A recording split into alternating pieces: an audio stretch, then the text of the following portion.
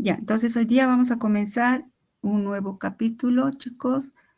Ya les he compartido el tema, nucleótidos. Es el tema número 9. Y ya, vamos a comenzar. ¿Se ve bien la pantalla, chicos? ¿Sí?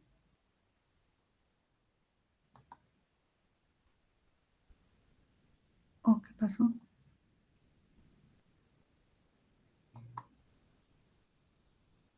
Oh. Ya. ¿Me pueden contestar, chicos, por favor? ¿Se ve bien la pantalla? ¿Todo bien?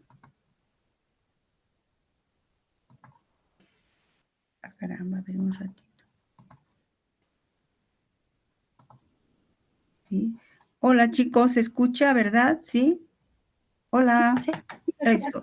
¿Se ve la pantalla bien? Si fueran tan amables de contestar, chicos. Hola. Sí, se puede ver.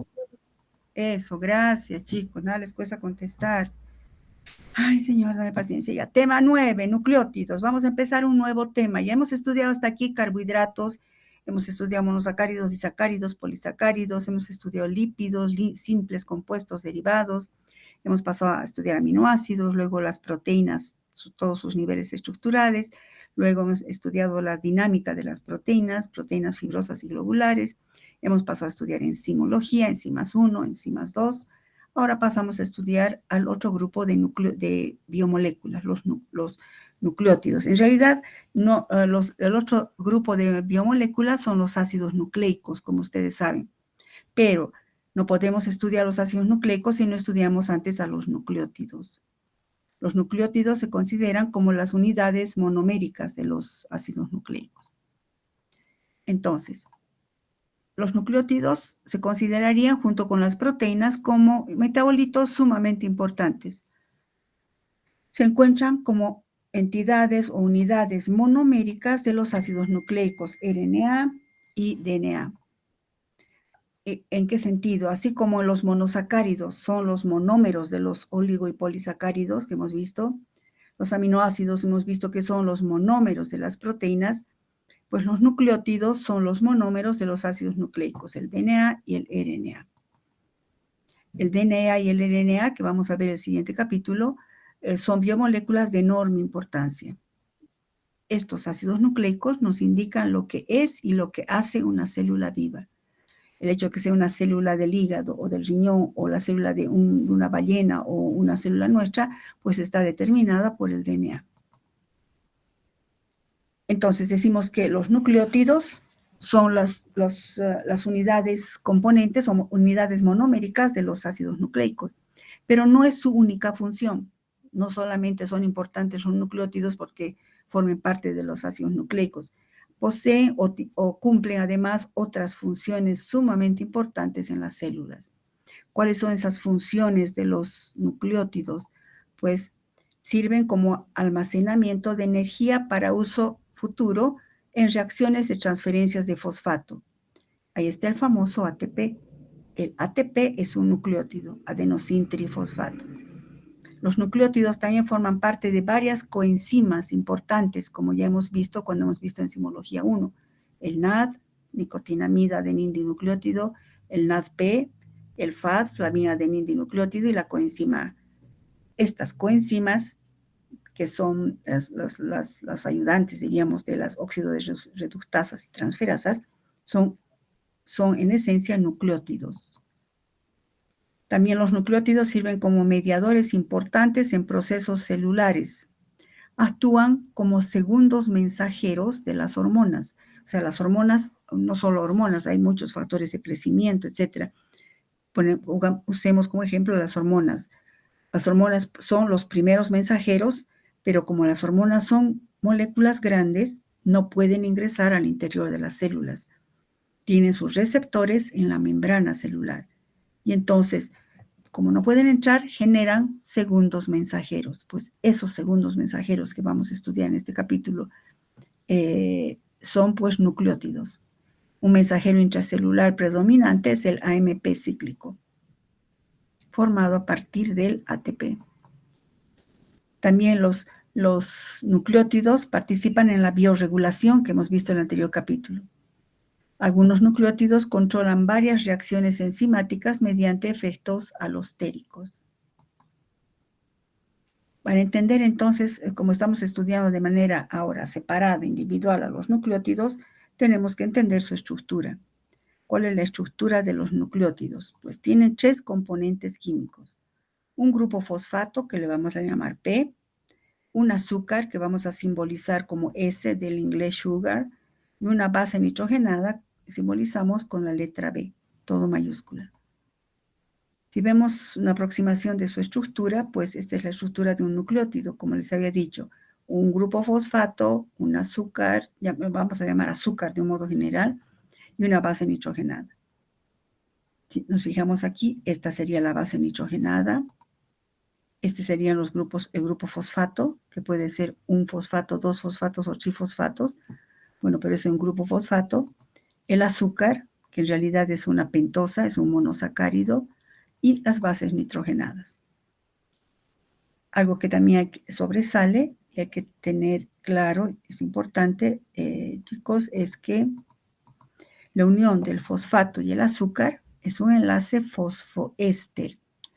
¿Recuerdan? Algo parecido hemos visto en lípidos.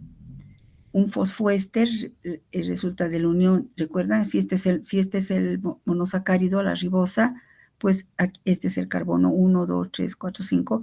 En este carbono hay un oxidrilo, si recuerdan la estructura. Pues este oxidrilo, al reaccionar con un grupo fosfato, forma un éster, pero en particular se llama fosfoéster. Este es un enlace fosfoéster. Y este enlace del azúcar o del monosacárido con una base nitrogenada es un enlace N-glicosídico. Recuerden, hemos visto en los disacáridos y polisacáridos el enlace O-glicosídico en la unión de un oxígeno a un oxidrilo del azúcar. En este caso se une un nitrógeno y forma un enlace N-glicosídico. Por eso son los 3 componentes. Empecemos a hablar de cada uno de ellos. Fíjense que el componente que une a ambos, a los otros 2, es el monosacárido. Le vamos a llamar azúcar ahora, ¿no? Obviamente no es tan correcto decir, pues, pero se lo llama el azúcar. Un azúcar sería el monosacárido, la ribosa. Ustedes saben, ¿verdad?, que existe en los ácidos nucleicos, tenemos al DNA y al RNA. Entonces, los nucleótidos del RNA contienen beta-D-ribosa, que sería esta. Fíjense, beta con el oxidrilo arriba. El grupo hidroximetil arriba es D. Configuración D, configuración anomérica beta. Entonces, la beta-D-ribosa está presente en el RNA. Es decir, que el azúcar es la ribosa. Y los nucleótidos del DNA contienen beta-D2-desoxirribosa, que sería esta. Si se fija, 1, 2, en posición 2, desoxirribosa, no hay un grupo oxidrilo, fíjense en mi cursor, es solo hidrógeno.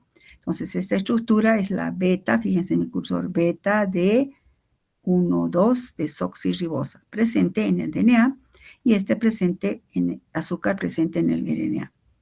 Algo que quiero que anoten, por favor, en sus diapositivas, chicos, asumo que ya las han impreso porque les he compartido ayer. ¿Se recuerdan? Esta es la posición 1.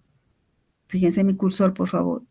1, 2, 3, 4 y carbono 5. En el azúcar, como quiera que también vamos a numerar a esta base nitrogenada, pues por convención se le dan números primas. Anoten, por favor. Las posiciones, los átomos de carbono, los átomos de carbono del azúcar en los nucleótidos, los átomos de carbono del azúcar en los nucleótidos se numeran con números prima. ¿Saben lo que es un número prima, no? 1' con un apóstrofe. Entonces, este es el número 1. 1', fíjense en mi cursor, por favor. 1', 2', 3', 4', 5'. Es de súper importancia esto cuando estudiemos a los ácidos nucleicos. El carbono 5'. El 1', 2', 3', 4', 5'. Pues lo mismo acá. 1', 2', 3', 4', 5'.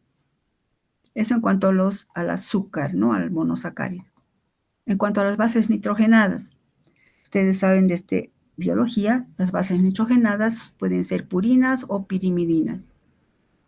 Entre las purinas tenemos a la adenina y la guanina. Esto debería ser con mayúscula, por favor. Adenina y guanina. Las pirimidinas tenemos la citosina, la timina y el uracilo. Ahora, ¿por qué aparece este uracilo acá? Pues en los ácidos nucleicos, las bases nitrogenadas están como siguen, o se dispone, o son las siguientes, mejor. En el DNA, entonces, adenina y guanina, que serían las purinas. Citosina y timina, que serían las pirimidinas. En el RNA también tiene adenina, también tiene guanina, citosina, pero en lugar de timina está el uracilo. Esta base nitrogenada, esta diferencia en la base nitrogenada, pues es la diferencia estructural fundamental entre el DNA y el RNA, entre otras cosas. Ahora, ¿cómo son las bases nitrogenadas? Si nos fijamos, son sistemas anulares aromáticos, fíjense, son anillos aromáticos, son compuestos heterocíclicos. ¿Recuerdan química orgánica? Pues, ¿por qué aromáticos? Porque es doble, simple, doble, simple, doble, simple, tiene una nube pi. Entonces, son sistemas anulares aromáticos heterocíclicos. ¿Recuerdan? Heterocíclicos. ¿Por qué? Porque en lugar de carbono, por ejemplo, está nitrógeno, nitrógeno, nitrógeno. Por eso se llaman bases nitrogenadas. Entonces, esta sería una purina, la estructura base de una purina, la estructura base de una pirimidina. Las purinas son biciclos, las pirimidinas monociclos. Y también se enumeran de la siguiente manera. Siempre se comienza la numeración por un heteroátomo, en particular por este. 1, 2, posición 3, 4, 5, 6, salta 7, 8, 9. Este 9 es muy importante, enciérrenlo ahí para que recuerden. Con este nitrógeno es el que forma este enlace. Este enlace. Este es el nitrógeno pirrólico, diríamos, de esta estructura, ¿no? Este, que se une directo al monosacárido, pues ese es el 9. Oh, perdón. Este 9. En las pirimidinas, como numeramos, pues empieza por este. 1, 2, 3, 4, 5 y 6. Aquí no hay números prima, son números normales. Por eso en el monosacárido se usa números primas para diferenciar. ¿Cuáles son las bases? Aquí vemos las estructuras de las bases nitrogenadas. Como aclaración, chicos, nunca les voy a pedir que me escriban de memoria. En un examen escriba la adenina o escriba la timina. No voy a pedirles nunca de memoria. Lo que sí, digamos, ver ciertas partes estructurales importantes. Por ejemplo, estas bases presentan dipolos. ¿Por qué son importantes los dipolos? Gracias a los dipolos pueden formar las bases nitrogenadas puentes de hidrógeno, sobre todo en los ácidos nucleicos, en el DNA, vamos a ver cómo forman puentes de hidrógeno. ¿Cuáles son los dipolos? Los dipolos que vamos a chequear aquí ahorita serían el grupo carbonilo, con un carbono parcialmente positivo, oxígeno parcialmente negativo, los grupos amino con nitrógeno parcialmente negativo e hidrógeno parcialmente positivo. Entonces, ¿dónde están? A ver, grupos carbonilos, ¿dónde encontramos? Pues acá, acá, acá, acá, acá. Y también aparecen grupos amino acá. Entonces, fíjense, dipolo, dipolo, dipolo, aquí también, ¿no? Por no encerrar tanto, aquí otro dipolo, dipolo, aquí otro, dipolo, aquí otro, dipolo. Ahora, las bases nitrogenadas, debido a su estructura, presentan el fenómeno del tautomerismo. El tautomerismo que han visto en química orgánica 1, química orgánica 2, y hemos visto también el tautomerismo, recuerdan, en los monosacáridos, la transformación de una aldosa en una cetosa, el tautomerismo. También aparece el tautomerismo en las bases nitrogenadas. ¿Dónde? ¿A qué nivel? Si recuerdan química orgánica, recuerdan lo que hemos visto en los carbohidratos. El tautomerismo aparece donde hay grupos cetónicos o aldehídos también, ¿no? Pero en este caso grupos cetónicos. Entonces, ¿cómo ocurre? ¿Qué pasa en el tautomerismo? El tautomerismo es la transformación entre la forma cetónica, fíjense, y la forma enólica. Tautomerismo cetoenol, si recuerdan química orgánica. Forma ceto, forma enol. ¿Cómo ocurre esto? Fíjense en mi cursor y anoten sus diapositivas. Este es un enlace polarizado, es un dipolo, parcialmente positivo, parcialmente negativo. Y Cerca a este carbono, pues, en posición alfa a esto estaría un hidrógeno. ¿Ustedes recuerdan? Un hidrógeno que está adyacente a este dipolo tiene carácter ácido, acidez de hidrógenos alfa, si recuerdan química orgánica. Pues este hidrógeno va a ser atraído por este oxígeno. ¿Por qué? Porque por resonancia, este par de electrones, fíjense en mi cursor, este par de electrones, pónganle ustedes una flechita ahí. Este par de electrones es atraído hacia el oxígeno. Se cargará el oxígeno negativamente. Inmediatamente este hidrógeno va y se une al oxígeno. Entonces este carbono va a quedar y forma esto. Este carbono, como este par de electrones ha venido acá, pues este carbono queda cargado positivamente. Este nitrógeno aquí tiene un par de electrones. Entonces va a venir a neutralizar la carga positiva. Y entonces así aparece un doble enlace aquí y un grupo oxidrilo. Esta sería la forma enol, en de doble enlace, ol de alcohol. Lo mismo aparece en la timina. Si nos fijamos acá, a ver, dos posibilidades hay. Aquí puede formarse, aquí puede ocurrir tautomerismo, fíjense en mi cursor, encierren ustedes en sus diapositivas, o también aquí podría ocurrir tautomerismo. Como, por ejemplo, aquí salta este par de electrones aquí, este protón viene acá, y el par de electrones de este nitrógeno viene a neutralizar acá. Lo mismo, este salta acá, capta este protón y se forma un doble enlace. Entonces, fíjense, doble enlace oxidrilo, doble enlace oxidrilo. Sería timina, forma cetónica, timina, forma enólica. Esto es importante aclarar porque en algunos libros a veces aparece la citosina así o aparece así. Ustedes dirán, pero ¿acaso no era así? ¿De dónde ha aparecido esto? No, pues estamos escribiendo la otra forma tautomérica. De un modo general, la forma cetónica es más estable. Pero a veces aparece en los libros así. Entonces estoy aclarándoles qué son las formas tautoméricas de las bases nitrogenadas. Si hay alguna pregunta, me dicen nomás, chicos. Eso en cuanto a las bases nitrogenadas. En cuanto al grupo fosfato, perdón, me he saltado. El fosfato. Estamos ahí, perdón, el fosfato. El tercer componente de los nucleótidos, el fosfato. ¿Recuerdan capítulo 1? El fósforo tiene una importancia especial, muy especial en bioquímica. La fosforilación de ciertas áreas le produce, son formas de regulación. La fosforilación de los lípidos le confiere ciertas propiedades. Ahora, en las bases nitrogenadas, perdón, en los nucleótidos y por tanto en los ácidos nucleicos, pues el fosfato también juega un papel importante. En las biomoléculas, el grupo fosfato puede estar en tres formas. Como parte de un enlace éster. Cuando se forma un enlace éster, cuando reacciona un grupo fosfato con un oxidrilo, por ejemplo, que puede ser de un aminoácido, etc. Pueden presentarse también como enlace monoanhídrido o dianhídrido. O puede presentarse como combinado, como enlace éster y anhídrido, ¿no? Combinado. Ahí veamos por partes. Primero, este es el ácido ortofosfórico, H3PO4, recuerdan, ácido ortofosfórico. Pero que, escriban aquí, a pH fisiológico, se encuentra en forma de fosfato inorgánico. Esta es la facultad. Hola.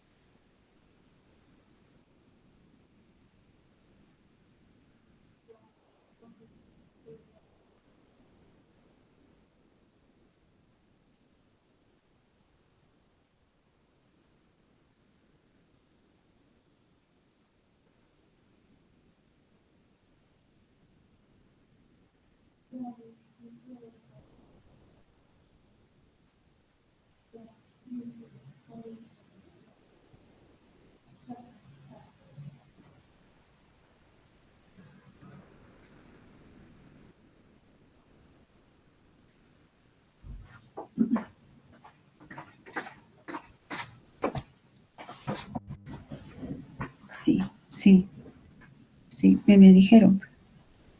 Ah, no, no he leído, estaba en el WhatsApp. Ah, para jurado. Ah, ya, Maggie, ya. No, claro, con todo gusto. Ya, sí estoy en clase, sí, ya, listo. Mañana yo voy a pasar por la facultad, ya, hasta luego, hasta luego.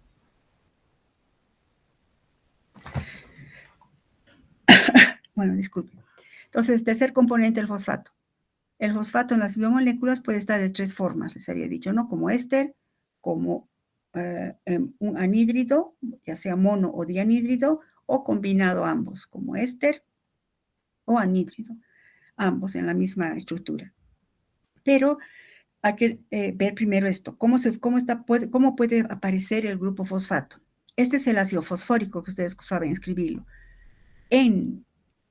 Digamos, en bioquímica, este ácido ortofosfórico nunca aparece a sí mismo, aparece como ortofosfato inorgánico. Fíjense cómo es que sería esto, la base conjugada de esto. Entonces pongan aquí a pH fisiológico, estará de esta manera, siempre va a estar ionizado debido a su pK, va a estar ionizado. Entonces es el ortofosfato inorgánico conocido como PI. Van a ver mucho esto en Bioquímica 2, el PI o el ortofosfato inorgánico. También puede estar el fosfato combinado, como formando un fosfoanhídrido. ¿Recuerdan que cómo se forma un anhídrido? Por la reacción de dos ácidos. Se forma un anhídrido. Entonces, en este caso, por eso este es un fosfoanhídrido. También a pH fisiológico no va a estar como bases conjugadas. Entonces se llama pirofosfato inorgánico o PPI. Repito, pirofosfato inorgánico o el PPI. O sea que el fosfato mismo solo puede aparecer como PPI o como PI. ¿Está claro? Fosfato inorgánico en forma de fosfato mismo y en forma de anhídrido. ¿Cómo el grupo fosfato puede unirse a un grupo oxidilo? Ese oxidilo puede ser un alcohol, es decir, un azúcar, ¿no? Mejor, o un grupo oxidilo de un aminoácido, etc.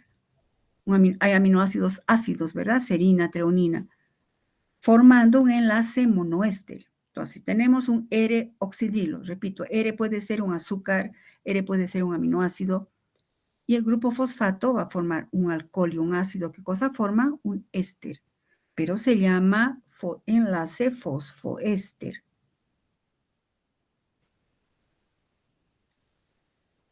En los nucleótidos, los patrones del enlace fosfato pueden ser, entonces fíjense, enlace fosfoéster sería este, y a su vez si este fosfato, se une a otro fosfato, pues nos dará un difosfato, que sería un difosfoanhídrido. O sea, puede ser los dos, un éster y un difosfoanhídrido.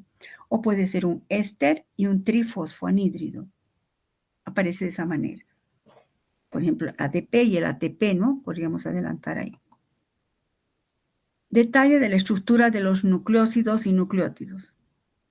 Los nucleósidos en realidad es una porción del nucleótido que está formada por la unión solo del azúcar y la base nitrogenada. Entonces, un nucleótido es un nucleósido fosforilado.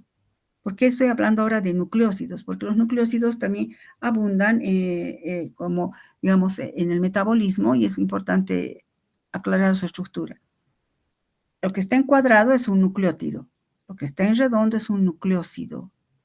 Entonces, los nucleósidos están formados por un azúcar y una base nitrogenada. Un nucleósido, entonces, ¿qué sería? Una base nitrogenada y un azúcar. Y siempre el oxidilo del carbono 1 del azúcar se une con el nitrógeno 9, formando un enlace beta-N-glicosídico. Y pues los nucleósidos reciben nombres vulgares de amplia utilización. Por ejemplo, todo depende de la base nitrogenada. Escriban, los nombres dependen de la base nitrogenada que esté presente. Los nombres dependen de la base nitrogenada que esté presente. Por ejemplo, si la base nitrogenada es la adenina, se llamará adenosina. Entonces, escriban a un ladito. Se nombra en función de la base nitrogenada, se nombran en función de la base nitrogenada con el sufijo ina.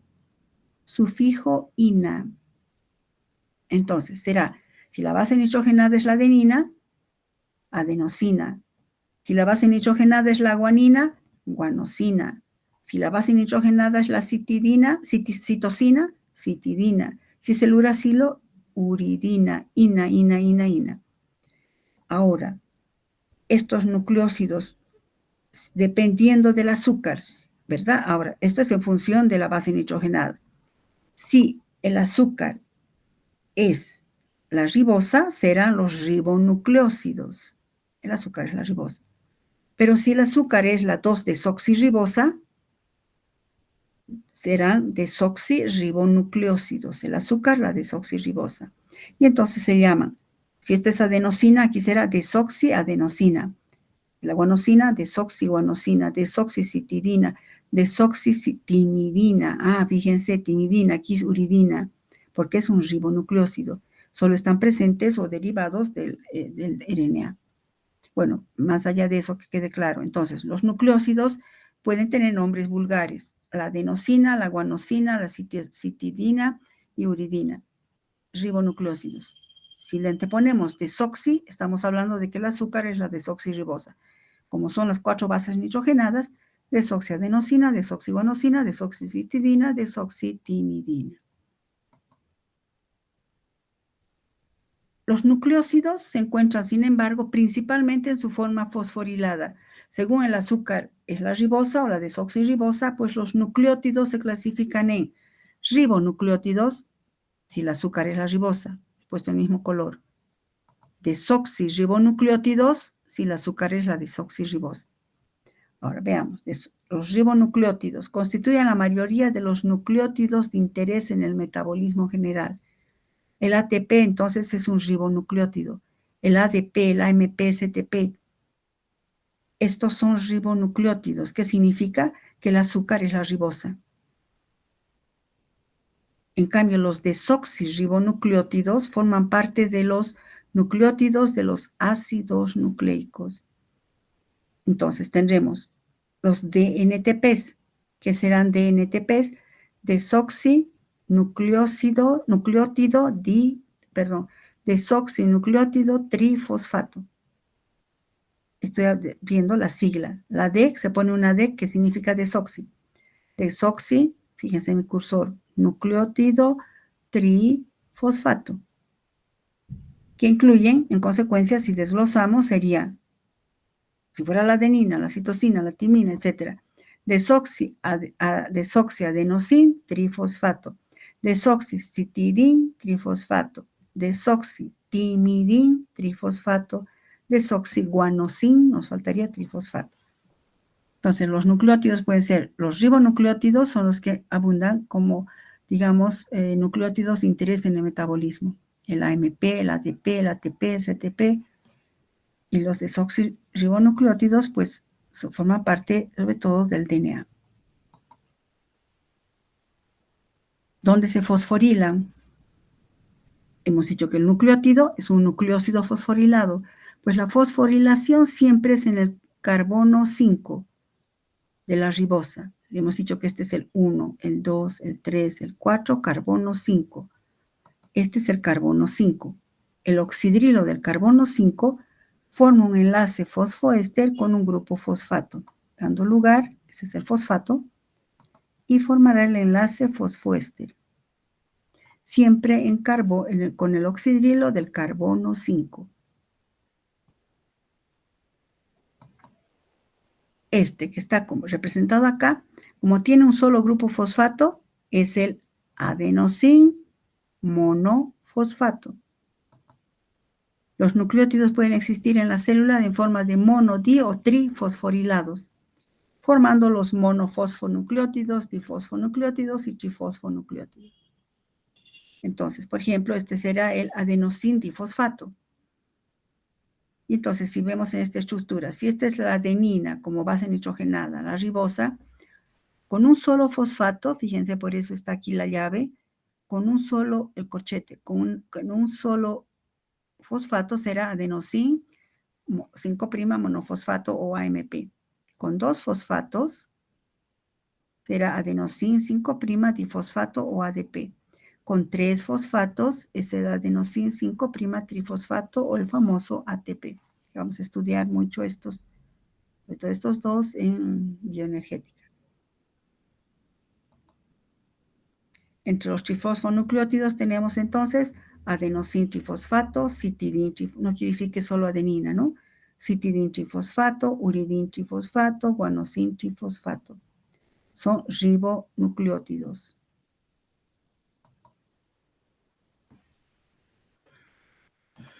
Ahora, este grupo fosfato en los ribonucleótidos, ¿por qué ribonucleótidos? Porque es la ribosa, ¿no? Estos grupos fosfato tienen el interés, o sea, son de sumo interés, porque estos enlaces ditrifosfoanhídrido son enlaces de alta energía, es decir, que tienen un alto valor de delta G, energía libre de Gibbs, ¿no? Un alto valor negativo, diríamos, de energía de Gibbs. De tal manera que cuando se hidrolizan y transfieren, digamos, un grupo fosfato, se libera una gran cantidad de energía. Por eso el ATP es una reserva energética.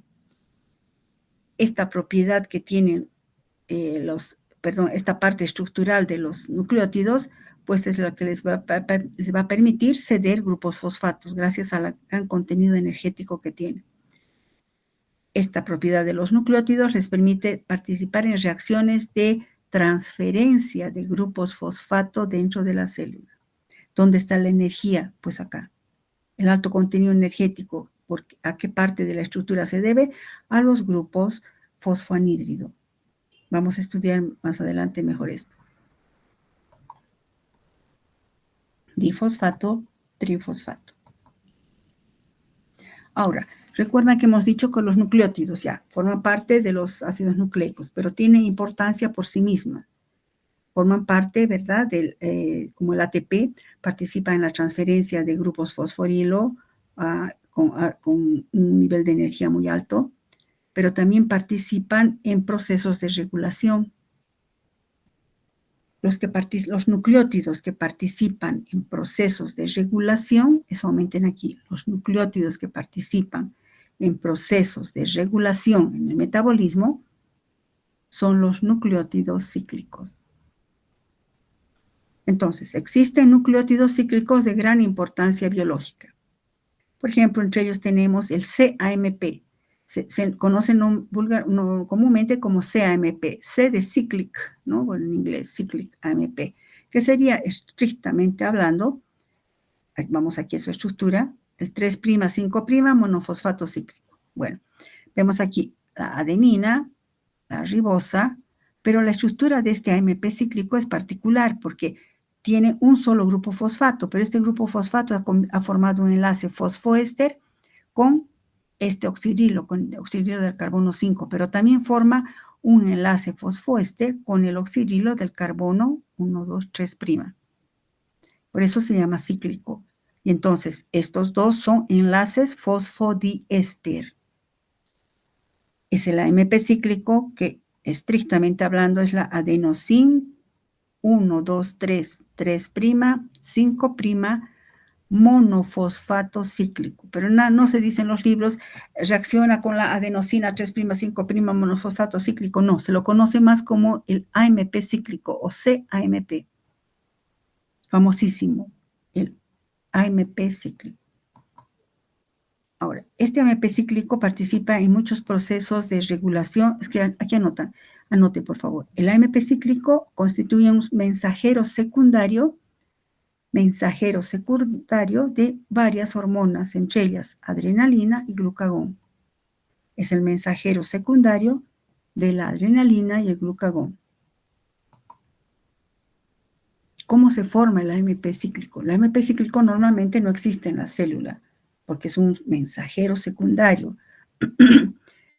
Los nucleótidos cíclicos, el cyclic AMP o incluso hay el GMP cíclico, o sea, guanosin monofosfato cíclico, se forman a partir de los trifosfatos correspondientes, es decir, el AMP se forma a partir del ATP, el GMP a partir del GTP.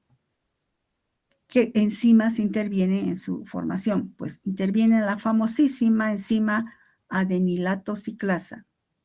Y si es el GMP, la guanilato ciclasa. Ahora aquí vamos a hablar nada más del AMP cíclico.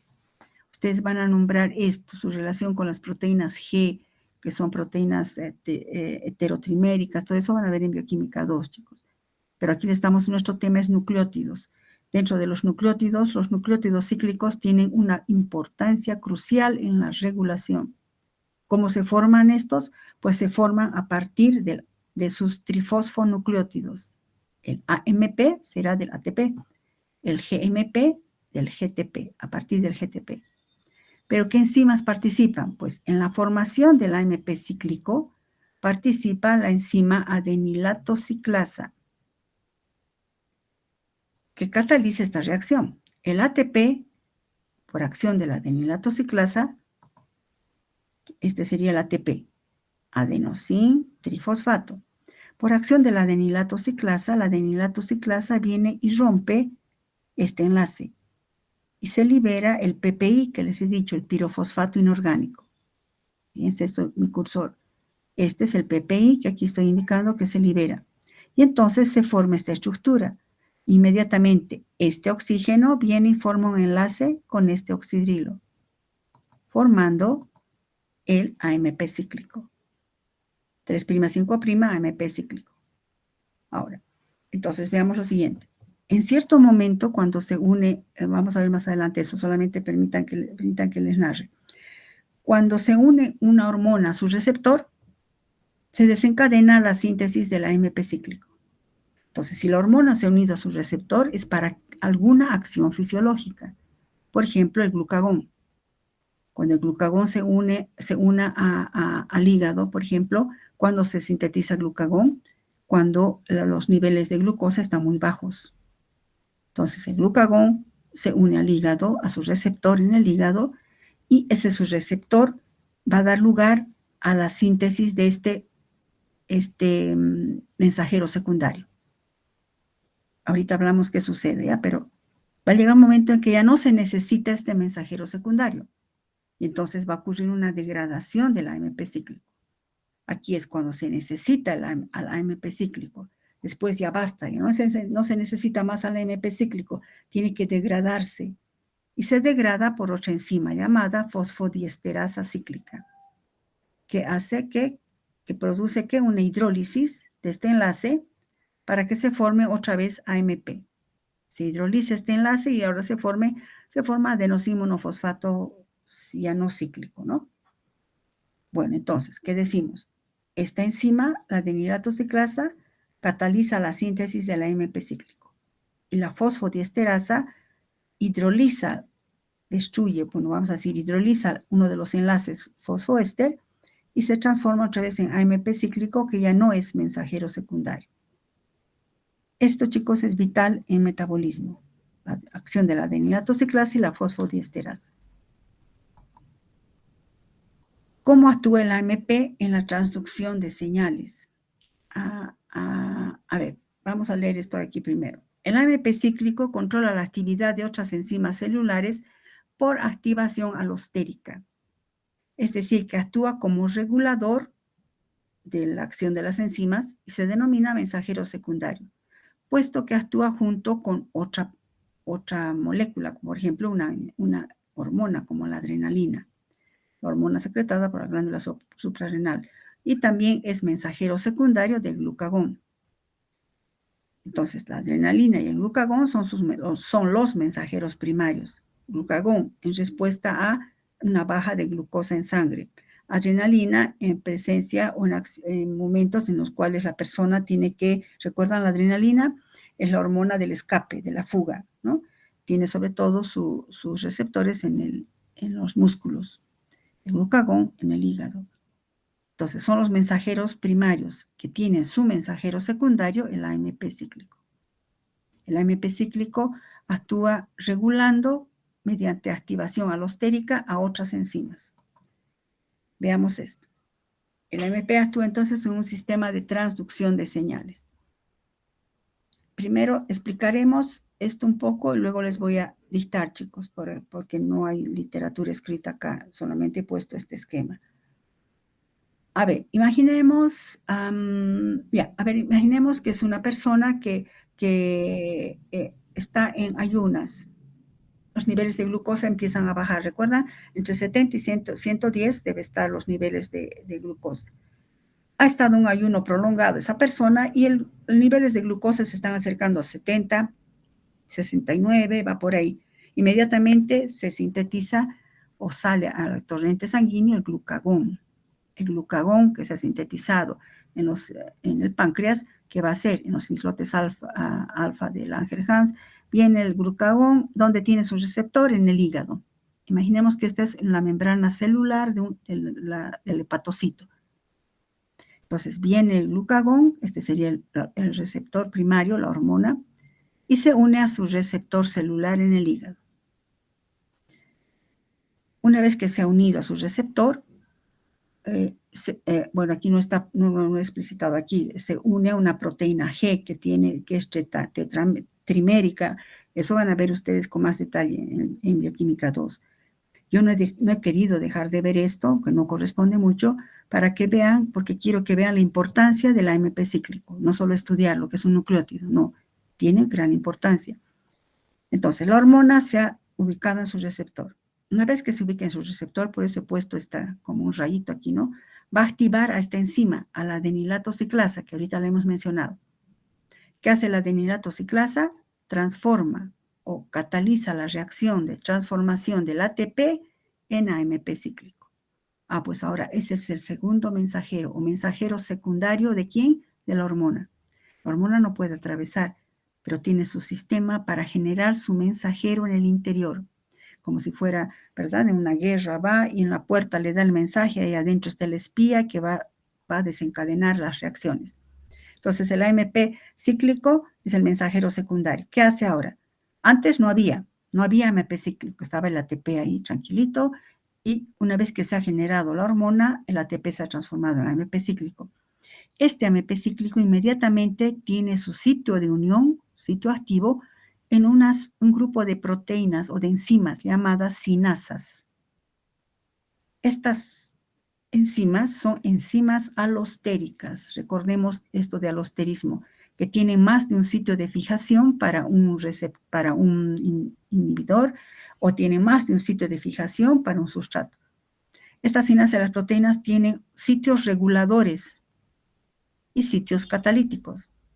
El AMP cíclico se sitúa aquí en el sitio regulador o sitio inhibidor o activador, podríamos decir.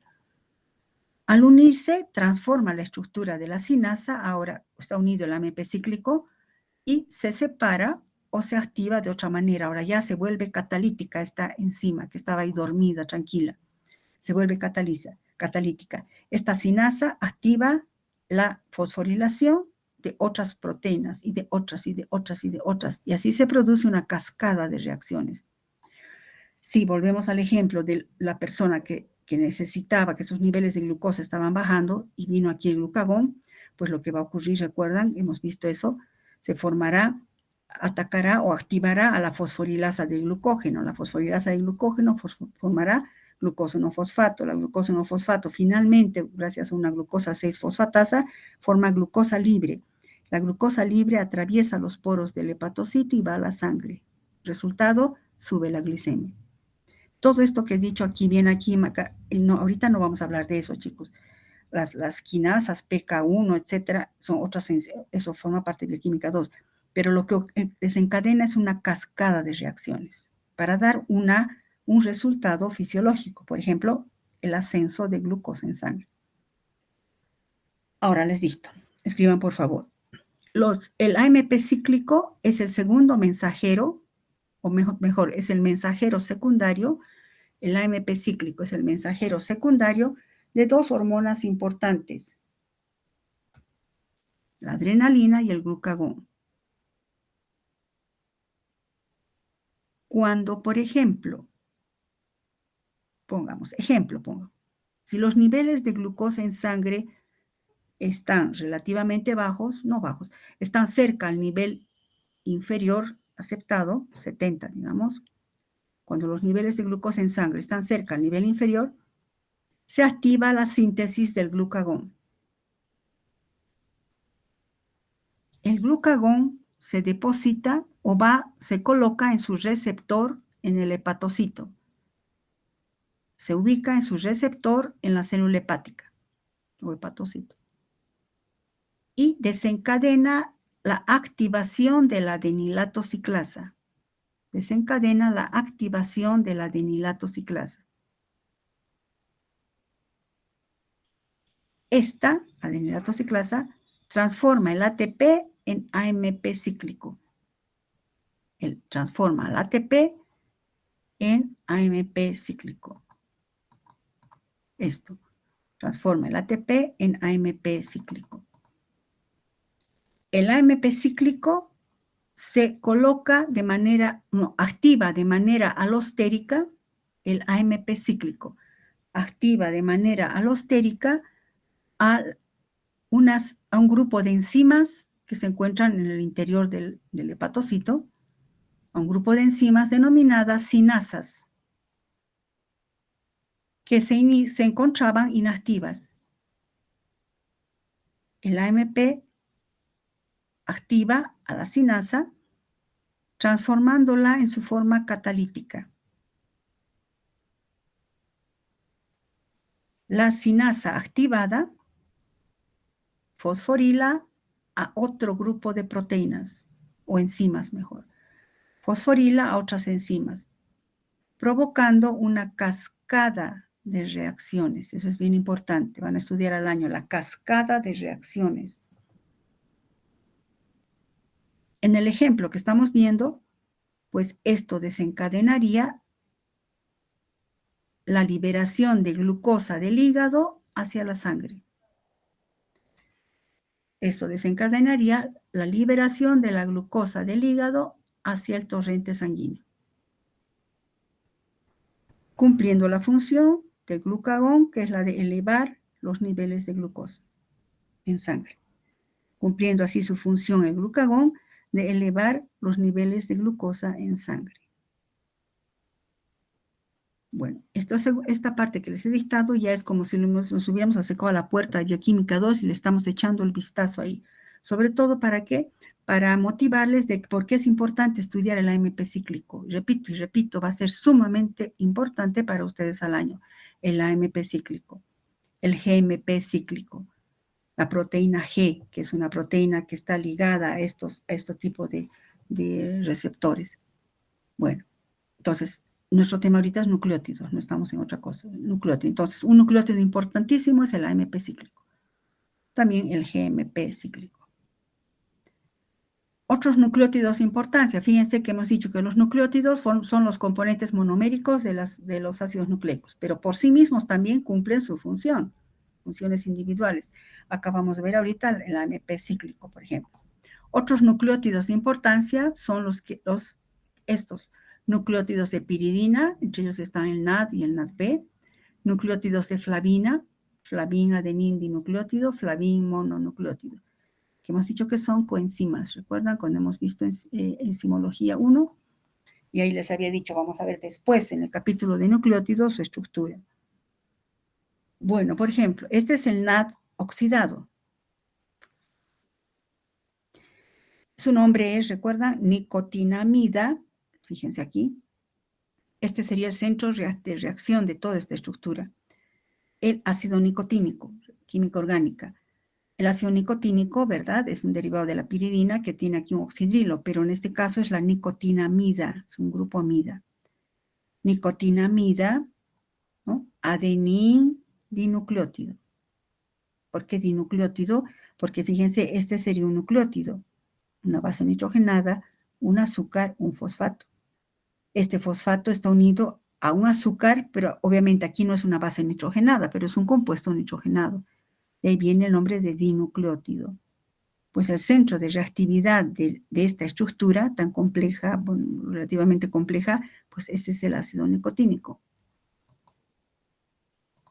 Estos nucleótidos actúan como coenzimas aceptoras y donadoras de electrones de alto potencial en reacciones de oxidorreducción. Son las coenzimas de las oxidorreductasas, recuerdan. Bueno, es decir, entonces, que cómo actúan como aceptores o donadores de electrones de alto potencial de transferencia en reacciones de oxidorreducción. Pues este es el centro de reactividad, el grupo de nicotinamida, y pónganle una flechita, un redondito aquí, por favor, porque esto yo nomás lo he armado. Un redondito aquí porque es aromático, ¿no? Este es el anillo de nicotina, esta es la fracción de la molécula, esto es el NAD, pero el ácido nicotínico es su centro de reactividad. Entonces vamos a agarrar solo el centro de reactividad. Y este R sería todo esto que estamos viendo aquí. ¿No? Todo esto sería R. Estoy representando, solo lo estoy simbolizando más grande a este. Mecanismo de acción de transferencia de electrones del NAD, que hemos dicho que el NAD es una coenzima que facilita la transferencia de electrones, ¿no?, en el metabolismo, apoyando a las enzimas oxidorreductasas. Si este es el anillo de nicotinamida que vemos aquí, el anillo, el grupo funcional nicotinamida. Si nosotros nos fijamos aquí, este nitrógeno está con 2, 4, 6, 8. En consecuencia, ¿qué va a suceder? Si este par de electrones salta acá, esto se carga positivamente. Este otro vendrá acá y entonces este carbono se cargará positivamente por resonancia, ¿no?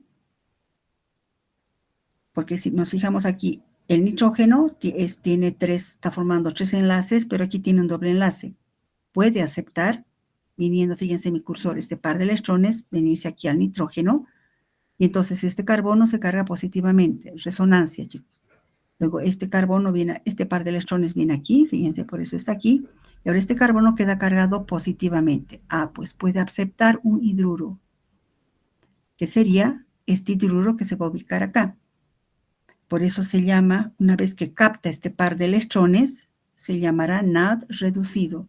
Por eso se escribe NADH, o sea, a ver, ¿cómo les perdón? ¿De dónde salió este hidruro? ¿Cómo hemos dicho que se transfieren electrones en una oxidorreducción, chicos? ¿Cómo se transfieren electrones? Hemos visto en los azúcares, en prácticas hemos hecho, pero como con chuis eso. Los electrones, una reacción de oxidorreducción, por ejemplo, una reacción de oxidación. Cuando un compuesto se oxida, pierde electrones.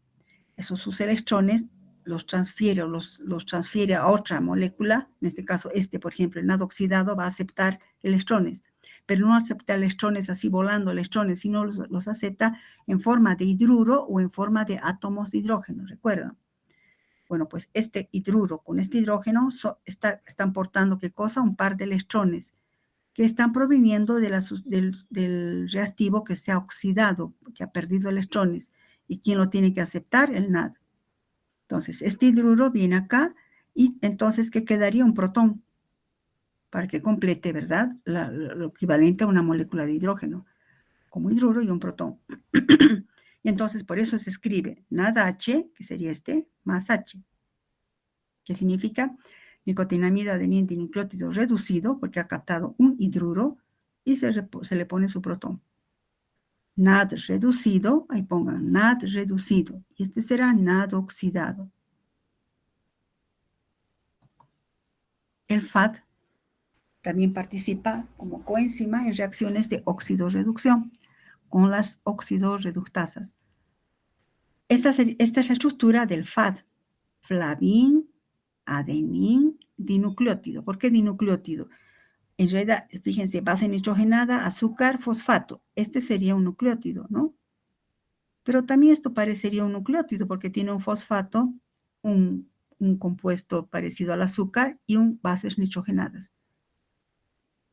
De ahí se le da el nombre de flavin, adenin, dinucleótido. En la flavina, la porción activa es la isoaloxacina, esto, que han debido ver en química orgánica 2, la isoaloxacina. En el anterior era el ácido, la nicotinamida. Aquí es la isoloxacina, pero el FAD es todo esto. En las reacciones redox, la estructura flavínica participa en la transferencia de 2 electrones, pero equivalentes a 2 átomos de hidrógeno. En cambio, aquí la transferencia es transferencia de 2 electrones, pero correspondientes a un hidruro. Eso es bien importante. Aquí ponga, los electrones se transfieren en forma de hidruro. Hidruro. Aquí es en forma de 2 átomos de hidrógeno. Esa es la estructura de la flavina, del FAD. Entonces, ¿qué sucede? ¿Por qué aquí átomos tiene el otro un protón? Un hidruro, por la estructura química. Si nos fijamos aquí, esta es la isoloxacina. Aquí esto no podría aceptar un hidruro. ¿Por qué? Porque si se fijan aquí, ahora estamos perdiendo, estamos haciendo los 2 átomos de hidrógeno que corresponden a 2 protones y 2 electrones, ¿no? Que están perdiendo. Un átomo de hidrógeno, fíjense, va a venir acá. Este nitrógeno, ¿cómo está? Con 2, 4, 6. ¿No? Si salta por resonancia, ¿qué importa la resonancia? Si este par de electrones viene acá, pero con una ruptura homolítica, ¿no? Que es homolítica, que un electrón viene aquí y el otro electrón viene acá. Ruptura homolítica de este enlace. Entonces aquí habrá un electrón, fíjense en mi cursor, que puede captar un átomo de hidrógeno. Aquí quedará un electrón, que aquí otra vez con este enlace, otra ruptura homolítica, y aquí quedará otro electrón suelto. Entonces ahí entrará el otro hidrógeno. Y entonces el FAD reducido va a captar aquí, el FAD reducido captará un hidrógeno aquí y otro hidrógeno acá. Eso también hemos visto en el mecanismo de acción de las coenzimas en el capítulo de enzimas, enzimología, chicos. Enzimas 1. Bueno, entonces, el FAD transfiere electrones en forma de 2 átomos de hidrógeno. De esta manera, un átomo de hidrógeno acá y el otro acá. Y se dice por eso FADH2. Anoten aquí eso, no sé por qué me olvidó poner. Se coloca a formas reducidas, se escribe como FADH2.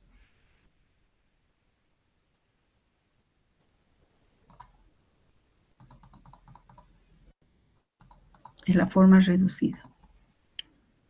FAD oxidado, FAD reducido.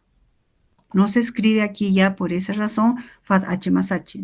Aquí es FADH2 porque han echado 2 átomos de hidrógeno.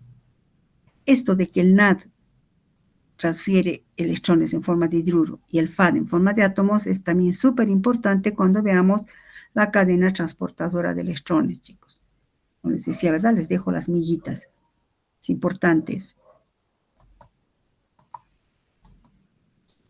Otro nucleótido importante, hemos dicho la coenzima A.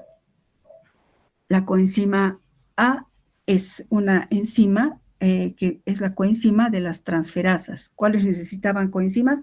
Oxidorreductasas y transferasas. Pues la coenzima A van a usarla muchísimo. La coenzima A, también en bioquímica 2, es un cofactor, una coenzima de una transferasa. Su estructura, si nos fijamos, también es un nucleótido, una base nitrogenada, un azúcar, un grupo fosfato. Y tiene esta característica estructural que es el ácido pantoténico, y aquí tiene un grupo de beta-mercaptoetilamina. Este grupo sulfidrilo es el sitio activo, es el centro de reacción de la coenzima A, porque es capaz de formar enlaces tioéster. Este grupo sulfidrilo reacciona con grupos acilo, por ejemplo, ¿recuerdan? Con la activación de los ácidos grasos, se formaba acil coenzima A. Entonces, se forma un enlace tioéster. Por ejemplo, luego la acetilcoenzima A se puede hidrolizar y al hidrolizarse genera una gran cantidad de energía.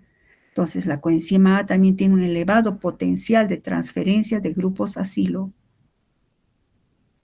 Bueno, entonces fíjense que este es un nucleótido, pero no es que está formando parte de los ácidos nucleicos. Es importante por sí mismo. Tiene un elevado, esto es importante, chicos, tiene un elevado potencial de transferencia de grupos acilo, formando enlaces tioéster.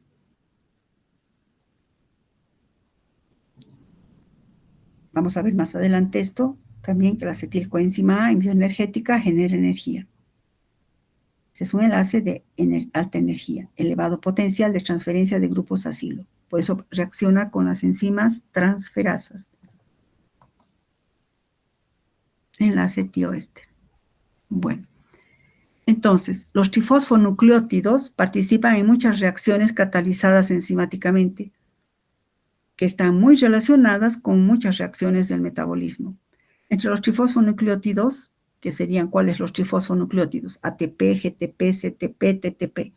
Pero el ATP tiene importancia primordial, participa en muchas reacciones catalizadas el ATP como fuente de grupos fosfato. Aquí aumenten eso. Entre los trifosfonucleósidos, el ATP participa en muchas reacciones catalizadas como donando grupos fosfato y energía. El ATP entonces cumple funciones sumamente importantes. En todas las células vivas, el ATP es la molécula central del flujo de energía.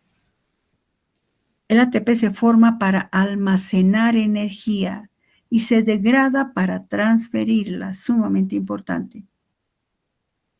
Es la molécula central del flujo de energía en el metabolismo. El ATP se sintetiza o se forma para almacenar energía. ¿Dónde almacena energía? En su enlace trifosfato o trifosfoanhídrido, diré. Y cuando se degrada el ATP, transfiere esa energía. Entonces, esta es la estructura del ATP.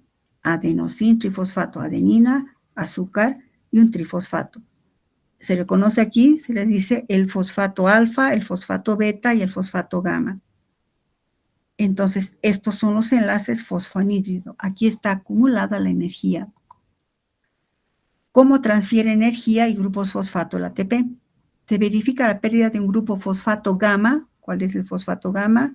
Pues se pierde, se puede ceder este fosfato del ATP. Entonces tenemos adenina, ribosa, el grupo trifosfato. Cuando la célula necesita energía, este enlace fosfoanhídrido se tiene que hidrolizar.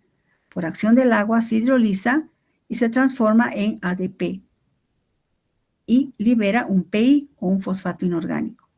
Cuando se transfiere, este fosfato inorgánico puede ir y transferirse a otra molécula. Pero en este caso, en la hidrólisis, hay una liberación de energía y se forma ADP. El ATP tiene un alto contenido energético, en cambio el ADP tiene menor contenido energético. Puede ocurrir también que ahora la célula no necesita energía y tiene que acumular su energía, pues a partir del ADP más un fosfato inorgánico formará otra vez ATP. Entonces, la hidrólisis, escriban por favor ahí, la hidrólisis del ATP libera energía. La hidrólisis es esta reacción hacia la derecha. La hidrólisis del ATP libera energía. En cambio, la síntesis del ATP,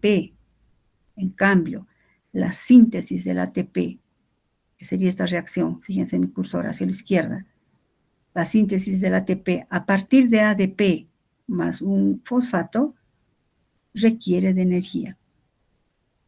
La síntesis de ATP requiere de energía. Por eso decimos que el ATP se sintetiza para almacenar energía y se hidroliza para liberar esa energía. Entonces, el ATP, como tiene un alto contenido energético, es una molécula menos estable que el ADP. Recuerdan, química orgánica, a mayor contenido energético, menor estabilidad. Es muy inestable el ATP porque tiene un alto contenido energético.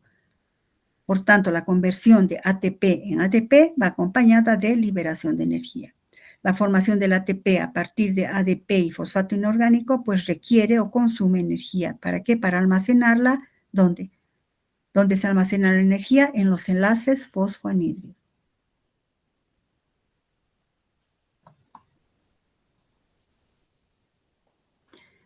Algo similar se puede describir en la hidrólisis del otro enlace del fosfoanhídrido para formar AMP más PPI, ¿recuerdan? El pirofosfato.